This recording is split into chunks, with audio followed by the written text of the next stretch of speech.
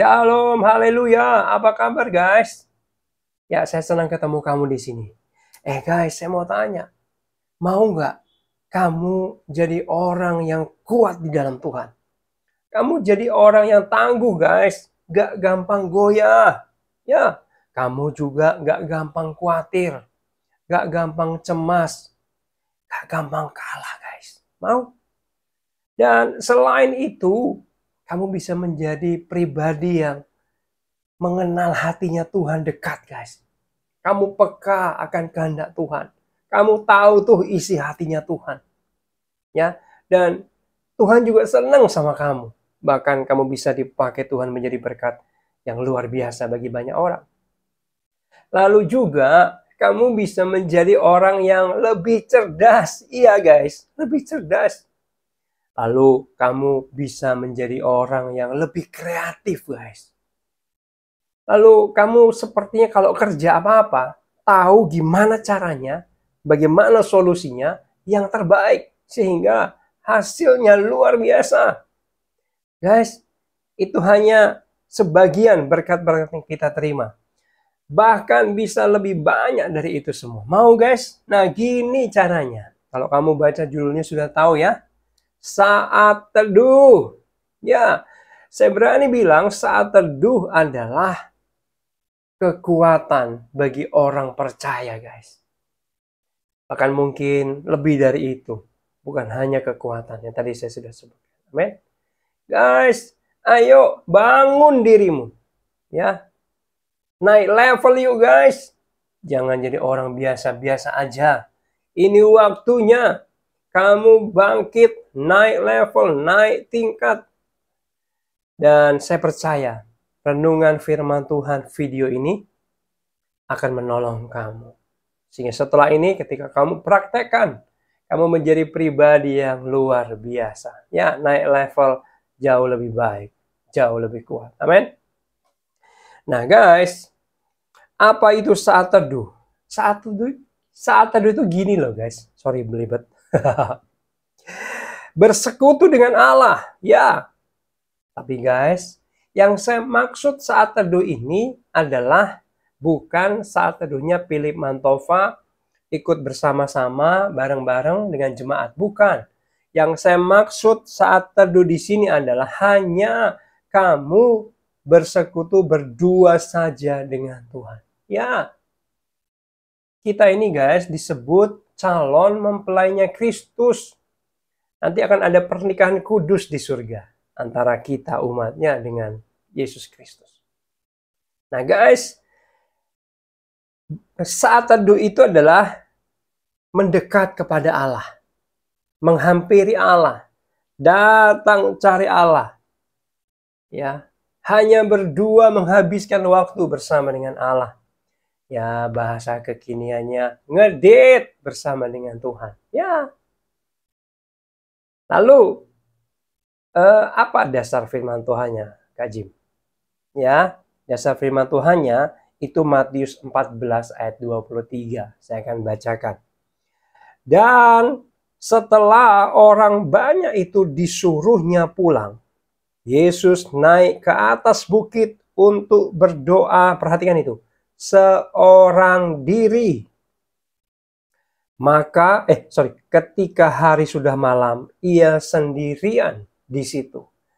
Nah, guys, Tuhan Yesus itu melakukan saat teduh. Ya, dia berdoa seorang diri, nggak rame-rame. Dia seringkali kan gini ya, murid-muridku, kamu di sini ya, saya mau naik ke atas lebih jauh lagi. Dia sendirian, guys. Dia membangun keintiman dengan Bapaknya. Amin. Dan itulah teladan yang diberikan Tuhan kita, guru kita, juru selamat kita, Yesus untuk kita lakukan. Katakan amin. Makanya nggak heran, ya lepas dari keilahian Yesus ya. Yesus kalau ngajar itu penuh dengan kuasa. Amin. Dan saya berani bilang, selain kamu jauh lebih kuat, kalau kamu sering saat teduh berdua dengan Tuhan, dengar baik, hidupmu pun akan berkuasa. Kenapa? Karena gini, perhatikan saya. Ketika kamu bertemu dengan Allah, bertemu dengan Tuhan, nyetrum, ngecharge, ya, maka terjadi impartasi, guys. Ya, Allah kita adalah Allah yang berkuasa. Maka salah satu yang Dia impartasikan bagi kita apa? Kuasa. Wuhui. Guys, orang yang suka saat teduh, hidupnya punya kuasa Allah, guys. Katakan amin. Ya, tadi saya bilang, hidupnya lebih kuat. Gak gampang goyah. Ya, gak cengeng. Tangguh banget. Hadapi apapun, mau gonjang-ganjing, mau apapun terjadi. Saya punya Tuhan yang lebih besar. Amin. Kalau datang gunung masalah, raksasa giant, ya, masalah datang, dia cuma gini doang. Cuman lu doang. Saya punya Tuhan yang lebih gede. Kira-kira gitu, guys. Tapi kalau orang jauh dari Tuhan, ya, gak usah ngomong masalah besar deh. Masalah kecil-kecil biasa-biasa aja. Takut, guys. Aduh, serem banget. Aduh, gimana ya? Aduh, nanti, overthinking. Dan repot nanti, guys. Oleh sebab itu, ayo bangun kedekatan dengan Allah dalam saat teduhmu. Ya, saat teduh itu kekuatan. Ya, lalu kenapa saya bilang tadi bahwa kamu bisa lebih cerdas, lebih kreatif, tahu banyak solusi. Ya, kenapa? Karena Allah kita Allah yang seperti itu. Dia itu kreatif, guys. Ya, dia itu cerdas. Kan dia sumber hikmat dikatakan. Amin. Allah kita adalah sumber hikmat. Ketika kita mendekat kepada sumber hikmat itu, maka hidup kita pun penuh dengan hikmat Tuhan. Katakan amin. Dan ada juga kebijaksanaan dalam dirinya. Hidupmu akan jauh lebih bijaksana. Katakan amin. Banyak banget ya keuntungannya, guys, ya. Ya. Tapi masalahnya, kamu mau nggak membayar harganya, kira-kira gitu. Menyediakan waktu buat Tuhan. Ya. Nah, kita langsung masuk ya. Masuk apa saja yang dilakukan dalam saat teduh kita. Yang pertama, penyembahan. Penyembahan. Ya, nyembah Tuhan. Tapi guys, tolong. Kalau kamu nyembah Tuhan, saya kasih tahu ya.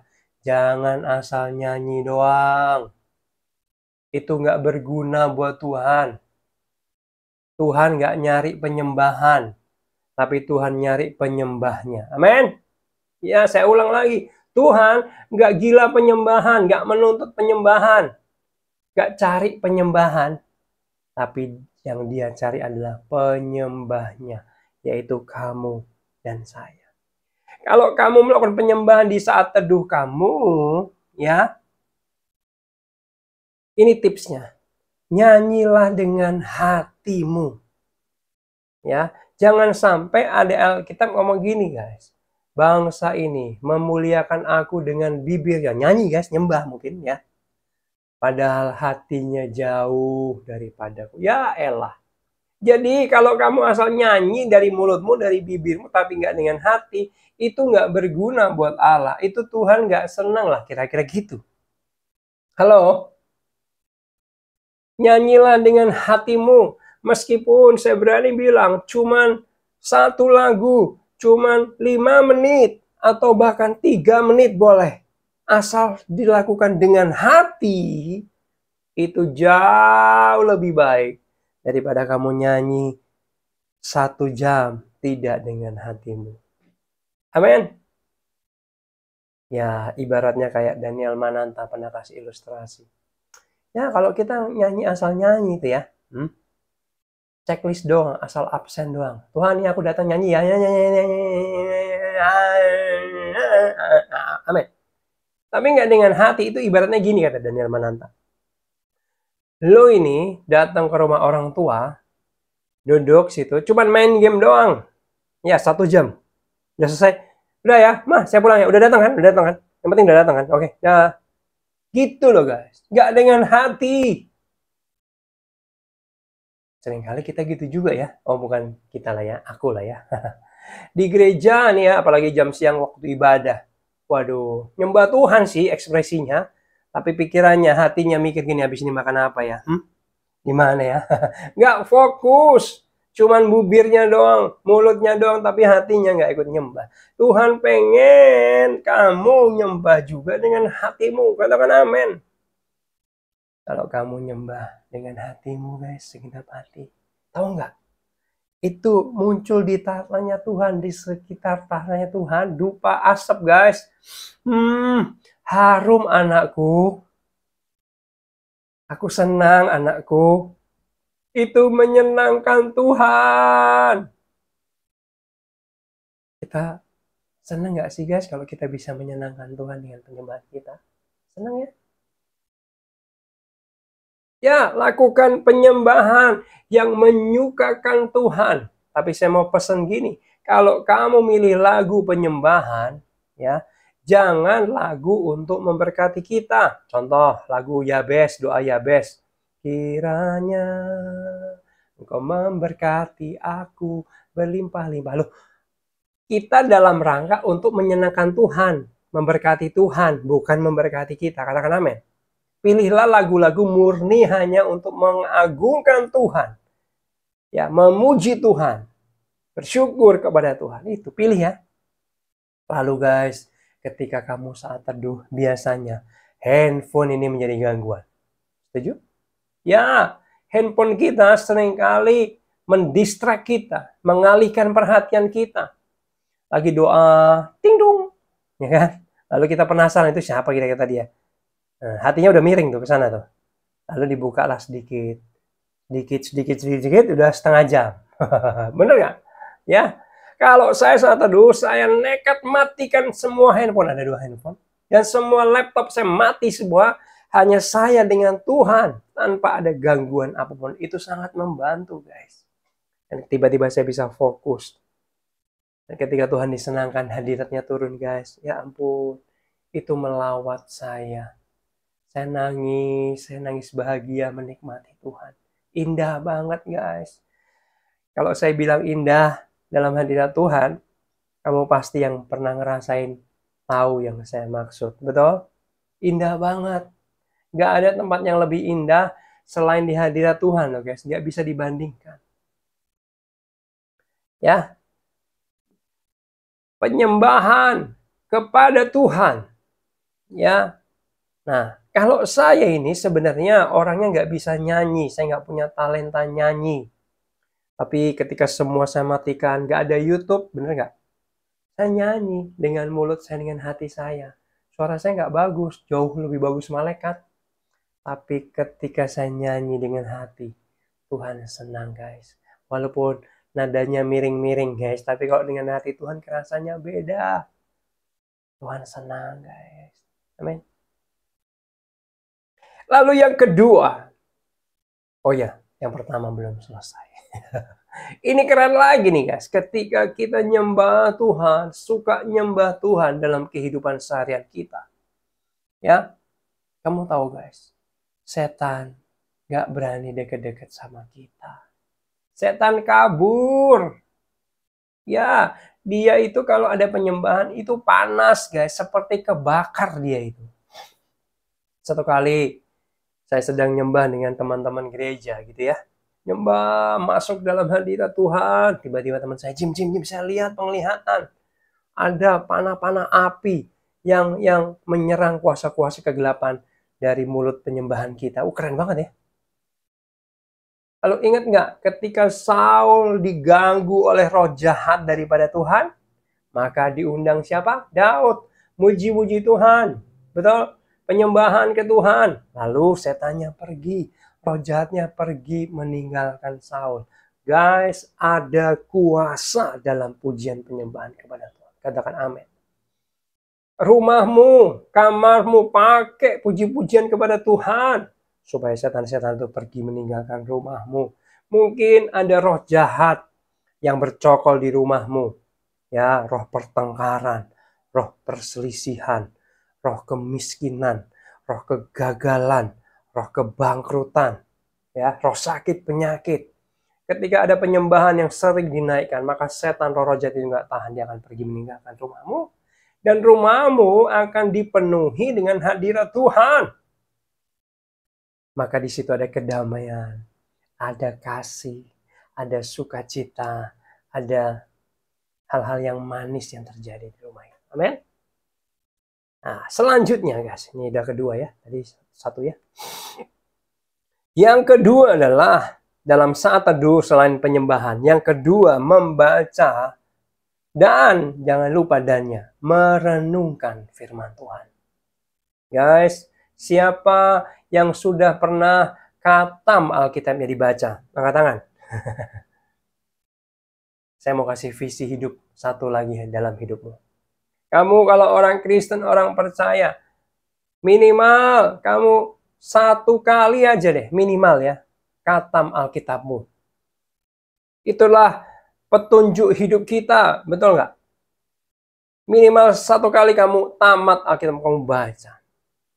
Nah gini guys, kalau kamu membaca Alkitab itu satu hari satu pasal, maka akan tamat 3,5 tahun kurang lebih. Tapi nggak boleh bolong ya. Nah, tapi kalau kamu baca Alkitabnya 4 pasal, maka dalam waktu kurang lebih 1 tahun, itu akan selesai, tamat. 4 pasal itu banyak guys, apalagi kalau pas yang panjang-panjang pasal. Bisa hampir 1 jam, bisa. Ya. Nah, sebab firman Tuhan itu pelita bagi hidup kita, bagi kaki kita. Ya, kaki kehidupan kita.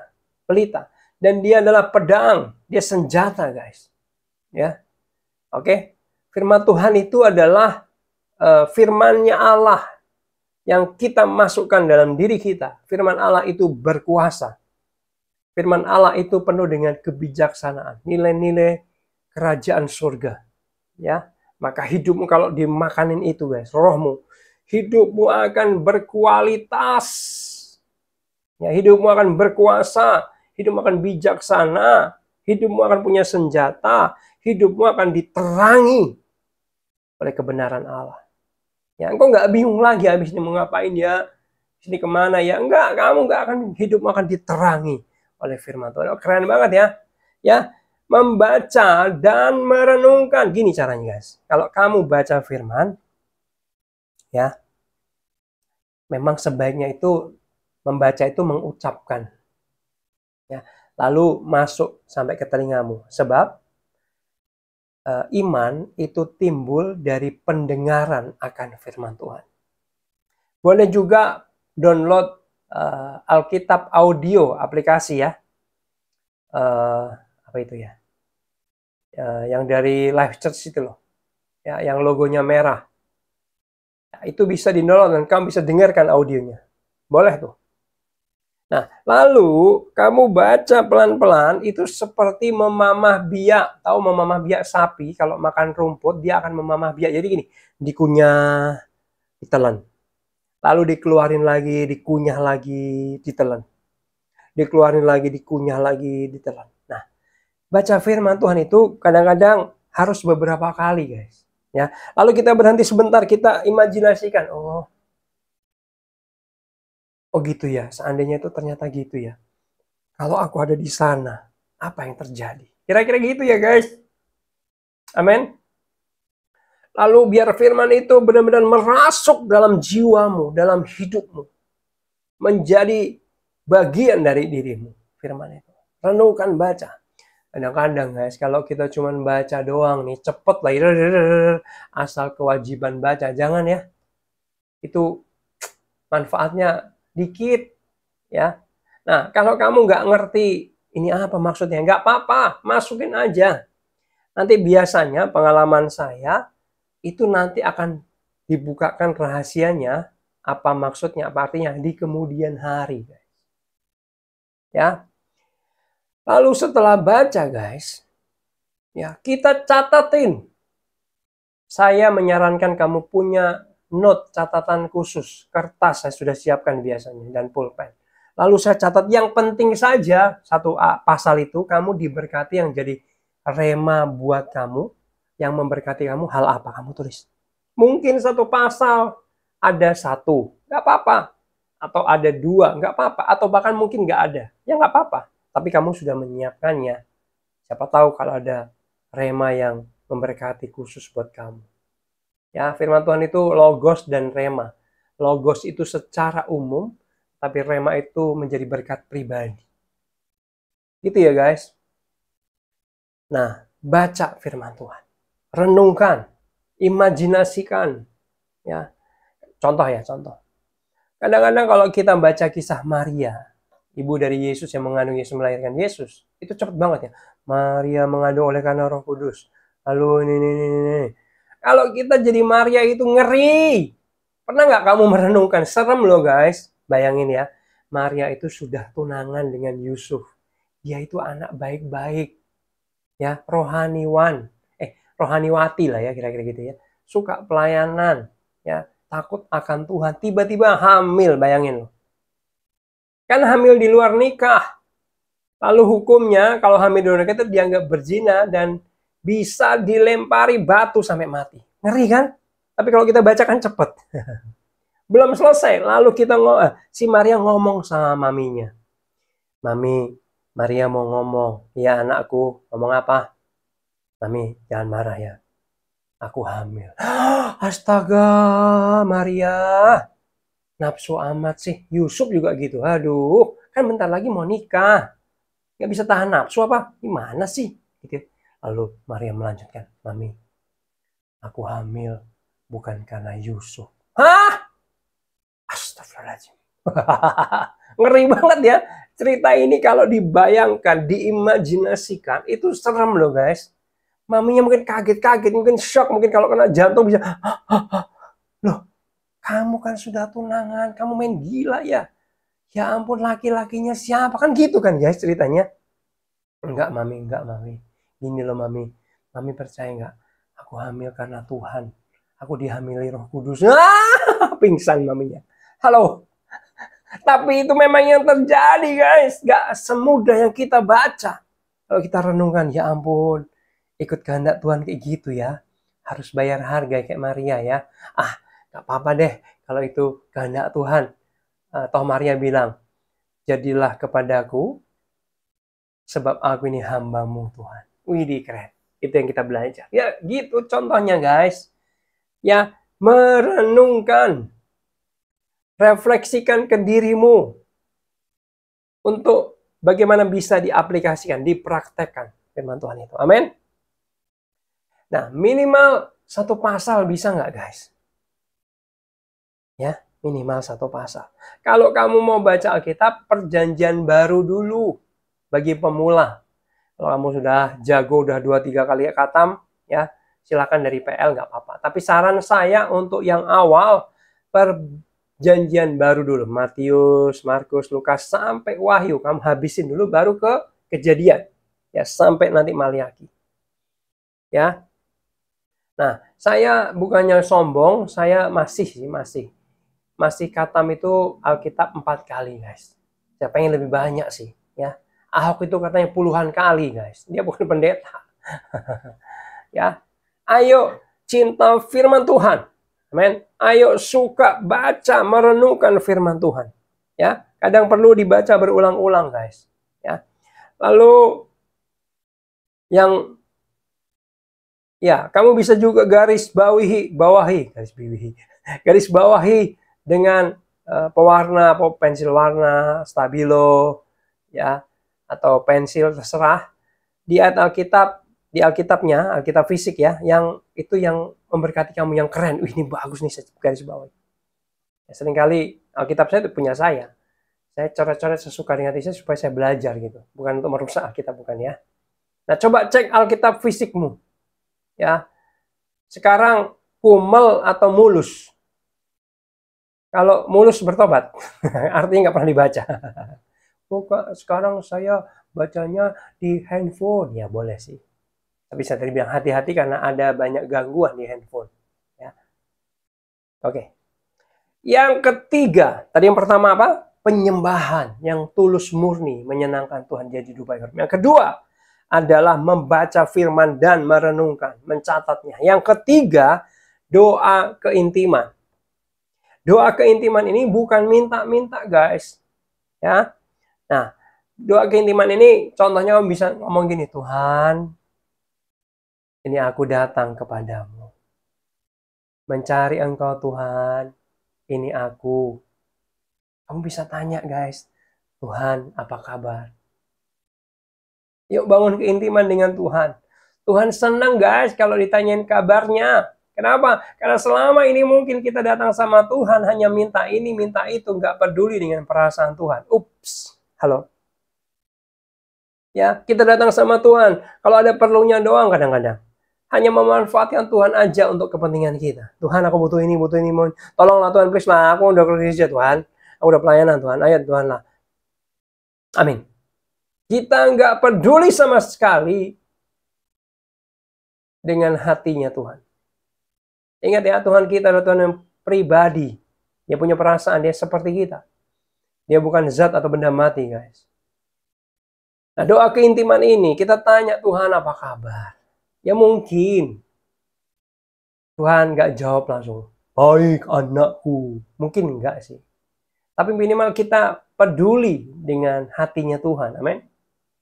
Lalu selanjutnya, kamu bisa bilang, Tuhan, aku mengasihimu. Tambah lagi, Tuhan, ini hidupku buat Engkau ya. Pakai sesuai dengan rencanamu. Sesuai dengan kehendak-Mu. Ini hidupku buat Engkau. Itu adalah doa keintiman. Bahkan, Tuhan, aku gak minta apa-apa kali ini. Aku cuma pengen mau dekat sama Tuhan. Widih, keren banget ya. Saya ngerasain sampai merinding. Aku cuma pengen duduk dekat Engkau. Di kakimu. Menikmati hadirat-Mu. Menikmati pribadi-Mu Tuhan. Tuhan, boleh gak aku peluk? Kamu seperti meluk gini gak apa-apa guys. Tuhan, aku mengasihi Engkau. Aku mengasihi Engkau. Sampaikan kasih-Mu sama Tuhan. Amin. Ya. Lalu kamu tanya, Tuhan, hari ini hatimu apa? Isi hatimu itu loh apa Tuhan? Aku pengen tahu, boleh ya Tuhan? Apa sih Tuhan hari-hari ini kerinduanmu? Keinginanmu apa? Tuhan, kasih tahu. Engkau mau aku lakukan apa? Aku mau melakukannya bagi Engkau. Apa yang ingin Engkau aku lakukan? Ada telepon. Gitu guys kira-kira. Ya, tanya.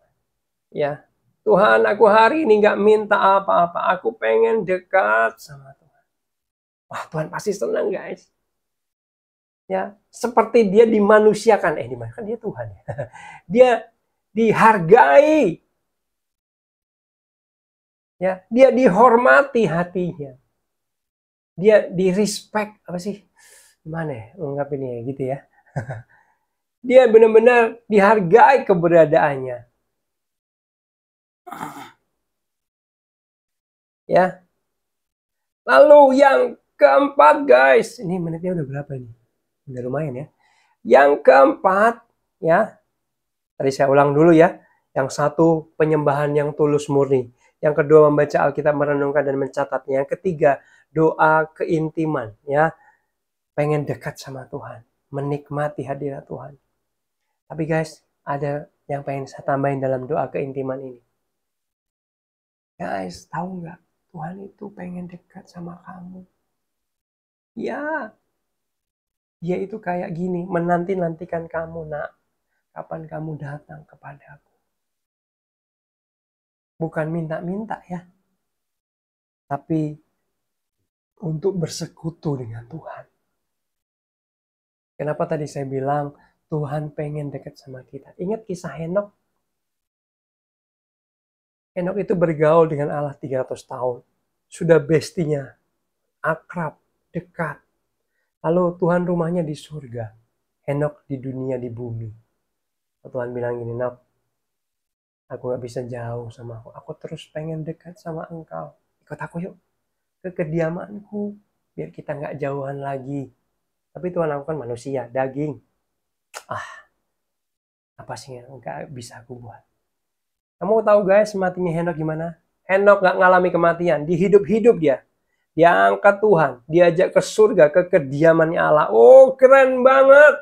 Karena Allah nggak mau jauh sama Henok. Itu tandanya Allah pengen dekat dengan kita umatnya. Tahu nggak guys, ketika Allah menciptakan manusia. Untuk apa? Supaya manusia menjadi sasaran kasihnya guys. Dia pengen mencurahkan kasihnya. Dia nggak kekurangan apa-apa. Dia nggak kesepian, enggak. Tapi dia pengen dekat dengan umatnya. Ada hubungan. Kenapa? Waktu manusia jatuh ke dalam dosa, ya, Yesus turun dari surga, menyelamatkan, mengorbankan dirinya. Kenapa? Karena Tuhan gak pengen terpisah dari manusia karena dosa.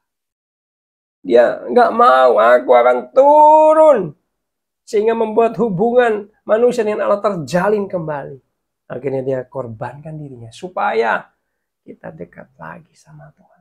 Guys, Tuhan begitu pengen dekat sama kita. Tapi masalahnya, seringkali kalau boleh jujur, kita nggak terlalu pengen-pengen amat dekat Tuhan. Tuhan nggak butuh kita, tapi dia pengen dekat kita. Dan ironinya, manusia kita ini butuh Tuhan, tapi nggak pengen dekat dengan Tuhan. Semoga renungan ini membawa kita untuk sadar lebih lagi kita perlu Tuhan. Amin. Ya. Lalu selanjutnya, guys, yang keempat adalah berdiam diri sebentar. Ya. Seringkali kita datang sama Tuhan, minta ini, minta itu, minta ini, minta itu. Amin, langsung pergi. Padahal mungkin Tuhan pengen jawab. Tuhan pengen ngomong sesuatu. Lah, pergi. Nah, aku mau ngomong. Ada Tuhan, udah ya, udah doa ya pokoknya ya, bye. Dan ini jarang dilakukan, tapi ini yang saya lakukan di dalam saat teduh saya. Saya cuma diam, saya bilang gini, Tuhan, kalau Engkau mau bicara, aku siap ya Tuhan. Lalu diam aja. Diam aja. Pasang telinga rohanimu. Ya, saya nggak berani bilang kalau Tuhan pasti datang. Enggak, itu kan haknya Tuhan ya. Tapi kita siap-siap gitu loh guys. Kalau Tuhan mau kamu siap-siap. Itu seperti menanti-nantikan Tuhan. Alkitab bilang akan mendapat kekuatan yang baru. Betul? Dan kertas yang tadi saya siapkan dengan pulpen itu, ketika Tuhan ngomong guys. Jim, nanti kamu lakuin ini ya. Kalau kamu khotbah sore, kamu ini. Ayatnya ini. Nanti kamu masuknya gini. Saya catatin. Wah, itu berkat besar guys. Suara Tuhan itu adalah suara yang mulia. Suara yang berharga. Suara yang berkat. Berkuasa. Amin. Ya, persilahkan Tuhan untuk berbicara. Kasih kesempatan, kasih ruang. Tuhan berbicara, itu penting. Ya. Suara Tuhan itu suara berkat. Amin. Teduh, tenang, dengarkan suaranya. Ya. Yesaya 30 ayat 15. Intinya ngomong gini, tinggal tenang. Nah, bertobat, diam dan tinggal tenang, terletak kekuatanmu. Ya, terletak kekuatan kita kalau kita tinggal tenang. Siap-siap kalau Tuhan bicara, tenang, diam. Selama ini kita mungkin banyak ngomong tuh sama Tuhan, amin pergi. Amin pergi. Diam. Ya. Ya, berapa lama, Kak? Ya, nggak usah lama-lama. 3 menit, 5 menit cukup. Amin. Lalu selanjutnya yang terakhir, baru sebelum kita tutup doa apa itu namanya? Saat teduh kita boleh menyampaikan semua permohonan-permohonan kita kebutuhan kita. Tapi saran saya, porsinya hanya 10 sampai paling banyak 20% doa permohonan ini. Kenapa? Karena saat teduh itu biar 90% itu membangun keintiman dengan Tuhan. Mengutamakan pribadinya Tuhan, bukan minta-mintanya. Katakan amin. Ya, saat teduh itu mayoritas energi, waktu ya yang disediakan itu untuk membangun kedekatan dengan Tuhan. Membangun hubungan dengan Tuhan. Ya, bukan untuk meminta-minta. Minta itu boleh. Kita bilang mintalah maka akan diberikan, ketuklah maka akan dibukakan pintu dan lain sebagainya. Boleh, tapi porsinya jangan banyak-banyak. Yang utama adalah mencari pribadinya, membangun hubungan. Sebab Alkitab ngomong gini guys, carilah dahulu kerajaan Allah serta kebenarannya. Itu Allah sendiri. Maka semuanya akan ditambahkan kepadamu. Yang lain tambahan. Percaya nggak guys, kalau kita cari pribadinya, berkat itu akan diperintahkan datang sama kita, bahkan ngejar kita. Amin. Jadi yang kamu cari saat datang Tuhan, bukan berkat-berkatnya, pertolongannya, mujizatnya, bukan. Tetapi pribadi Allahnya dulu yang utama. Berkat mah tambahan dikatakan, bukan yang utama. Nanti kebutuhanmu, keperluanmu, ya, mungkin keadaan burukmu, nanti akan dipulihkan Tuhan, diberikan. Dan kamu akan dikejar berkat. Yang utama senangin Tuhan dulu. Carinya Tuhan dulu. Amin.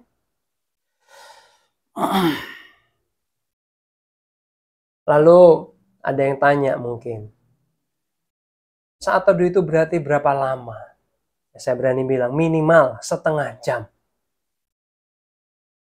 Ya, kenapa? Karena baca Alkitab bisa 15 menit. Belum kamu nyembah Tuhan, ya katakan nggak usah banyak-banyak, karena ini rutinitas ya. Maksudnya rutinitas itu setiap hari, continue terus. Ya, 5 menit aja nyembah Tuhan, tapi dengan hati catatannya. Lalu baca firman, merenungkan, mencatat. Lalu apalagi tadi? Doa keintiman, tanya kabarnya, kepo dengan isi hatinya Tuhan, apa kerinduannya. Ya, Tuhan aku mengasihi Engkau. Katakan kata-kata yang mengasihi gitu, membangun hubungan gitu ya.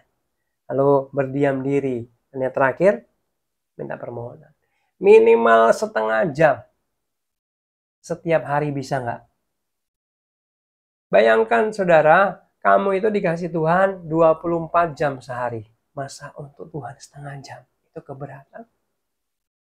Ya udahlah, kalau nggak bisa sehari sekali, 2 hari sekali. Setengah jam. Nggak bisa? Ya udah, 3 hari sekali. Setengah jam. Nggak bisa? Bertobat. Ya, kalau keterlaluan lah ya, kalau kita ini nggak bisa 3 hari sekali. Ya, Alkitab sebenarnya kasih arahan, berjaga-jagalah 1 jam. Tapi karena ini daily, ya setengah jam oke. Saya sibuk Kak. Sibuk ya. Berarti kesibukanmu lebih penting daripada Tuhan Kak? Sorry ya, agak nggak enak ya. Kamu tahu Raja Daud? Kenapa Daud itu disebut-sebut berkenan sama Tuhan? Berkenan, menyenangkan Tuhan berkenan itu. Bahkan ketika Daud sudah mati, lama nih, muncul orang hebat. Tuhan ngomong gini, bagus sih, tapi nggak seperti hambaku Daud. Muncul lagi orang hebat. Tuhan ngomong lagi, bagus sih, tapi nggak seperti hambaku yang ono yang udah mati itu. Udah mati lama guys. Tapi Tuhan nggak bisa move on dari Daud. Hatinya seperti tertancap oleh Daud. Kenapa? Karena Daud itu suka dekat Tuhan. Dia menyenangkan Tuhan.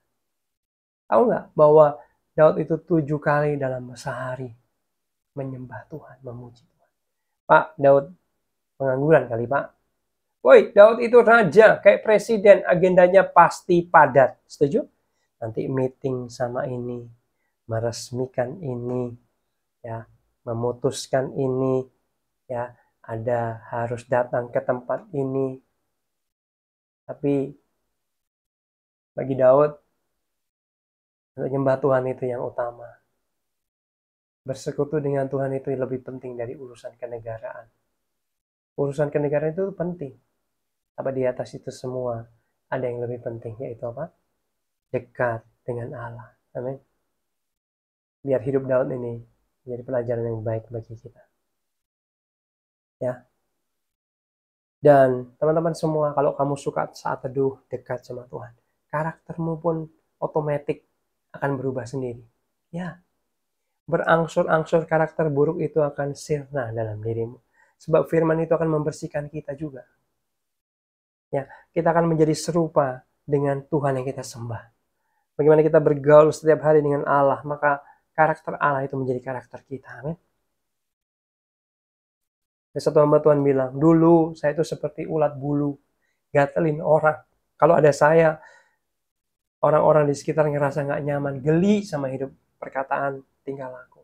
Tapi sejak aku bersekutu dengan Tuhan, aku masuk dalam hadirat Tuhan, suka menyembah dan dekat sama Tuhan.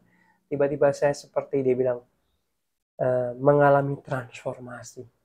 Ingat, ulat itu masuk ke kepompong, lalu dalam waktu tertentu dia akan terbelah kepompongnya, muncullah kupu-kupu yang sangat indah. Ketika engkau bersekutu dengan Tuhan, maka hidupmu akan ditransformasi hari demi hari. Lambat laun jangan kaget ya, hidupmu akan jauh punya karakter yang lebih baik. Amin. Guys, semoga ini bisa menjadi berkat ya. Ya, kamu kalau masih bingung boleh tanya di kolom komentar. Guys, saya rekaman jam 6:30 malam hari ini. Biasanya sore ya, tapi hari ini 6:30 malam. Kamu nonton jam berapa? Komen ya. Lalu boleh nggak kamu itu dari kota mana? Saya senang banget loh. Kak, saya dari kota Kupang. Kak, saya dari Malaysia. Oh my God. Saya dari Taiwan. Kak, saya dari Batam. Saya senang banget. Tulis di kolom komentar, kamu dari mana? Nonton jam berapa? Ya, ya siapa tahu guys. Kita bisa ketemu dalam pelayanan bareng. Ya, doa aja ya. Ada yang pengen saya live. Kak, kapan live katanya gitu ya. Kapan ya? Doain aja lah ya, saya nggak terbiasa live sebenarnya. Ya kalau khotbah langsung sih oke. Cuma nanti kita lihat ya. Doakan ya. Guys, saya mau berdoa buat kamu. Boleh? Ayo, taruh tanganmu di dada. Saya mau doa khusus. Bapa, dalam nama Yesus, hamba-Mu ini berdoa kepada teman-teman yang menonton video ini. Kiranya mereka dibangkitkan roh mereka. Dalam nama Yesus. Mereka punya kerinduan yang dalam untuk datang bersekutu membangun saat teduh pribadi dengan Tuhan mulai hari ini. Sebab saat teduh bersekutu dengan Tuhan adalah kekuatan dalam hidup kita anak-anak Tuhan. Kita perlu nge-charge dengan Tuhan. Kita perlu dekat, intim dengan Tuhan.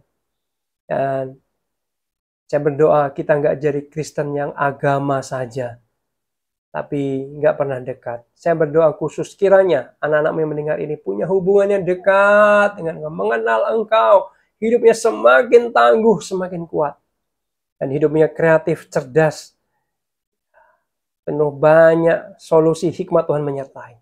Oh, terima kasih Tuhan. Terima kasih Tuhan. Tolong pergumulan-pergumulan mereka, kebutuhan mereka Tuhan, tolong. Engkau yang menjawab setiap masalah mereka dan memberikan jalan keluar bagi mereka.